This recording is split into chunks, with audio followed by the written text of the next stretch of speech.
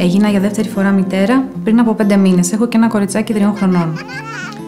Θα ήθελα να υπήρχε μια 24ωρη παροχή υπηρεσιών, γιατί δυστυχώς τα προβλήματα των παιδιών δεν προκύπτουν από τις 8 η ώρα το πρωί μέχρι τις 10 η ώρα το βράδυ. Μπορεί να προκύψει οποιαδήποτε ώρα της ημέρας.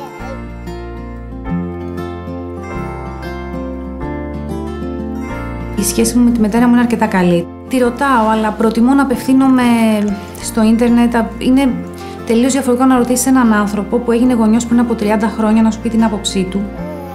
Με λένε Μαρία και είμαι η μαμά της Έλσας. Η κόρη μου δεν απευθύνεται σε μένα όσο απευθυνόταν. Παίρνει πλέον πληροφορίες και από το ίντερνετ για το μεγάλωμα των παιδιών.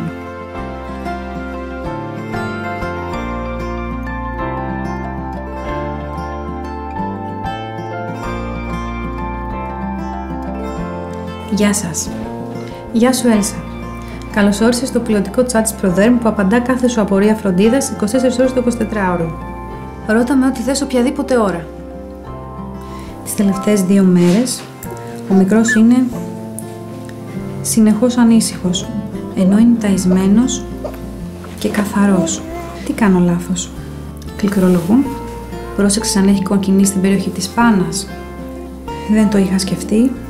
Καμιά φορά νομίζω ότι τα κάνω όλα λάθος. Τελικά το μωρό μου αναγνωρίζει τη μυρωδιά μου. Μόνο το μωρό. Όλοι έχουμε τη δική μας προσωπική μυρωδιά. Και εννοείται το μωρό την αναγνωρίζει. Μπορεί να ακουστεί χαζό, αλλά επειδή τα παιδιά μου έχουν μεγάλη διαφορά ηλικίας, η κόρη μου είναι 3 χρονών, ο γιος μου είναι 5 μηνών, πώς μπορώ να κάνω το μπάνιο τους πιο διασκεδαστικό?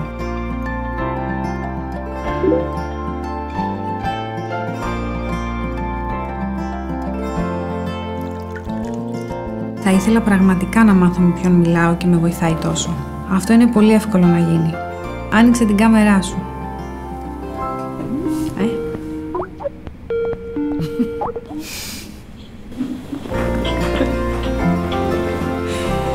Φλάκα μου κάνεις τώρα.